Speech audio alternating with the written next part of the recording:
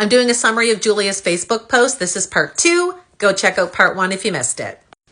Julia says the reason that she came out with all of her thoughts about being Madeleine McCann and asking for help with the DNA was that nobody would help her. She says that she had lots of questions for her family. No one would answer her. She does say that her father tried to help her with what she needed to know, but it wasn't working. And she says that she's always felt that he was a good dad and a good man. She then goes on to say that she feels her family's making her look like a crazy, very sick, delusional person just because they don't want the truth revealed.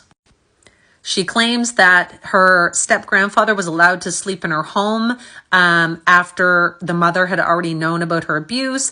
And then, of course, she goes back into discussing about the 8-hour car ride that supposedly happened just after it was discovered she had been SA'd.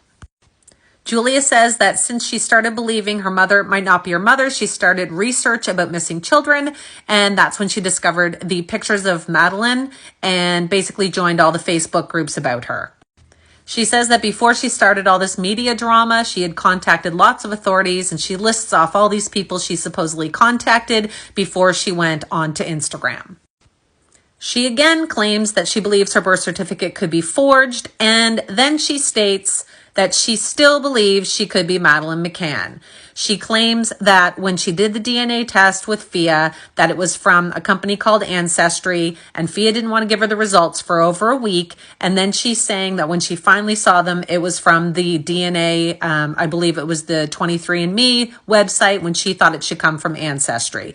I do know from speaking with Fia, she claims that there were 3 tests done, and I don't believe we've seen the results from all of them. Then she gets into her situation with Fia, and she says Fia contacted her. And as you know, Fia was trying to say Julia had reached out to her. So Julia is claiming the opposite, and she says that she started to trust Fia, and they had done some lives and FaceTimes and things through Instagram. Fia, of course, soon flew to Poland, and they visited her psychiatrist who gave the documents. She says Fia still has those.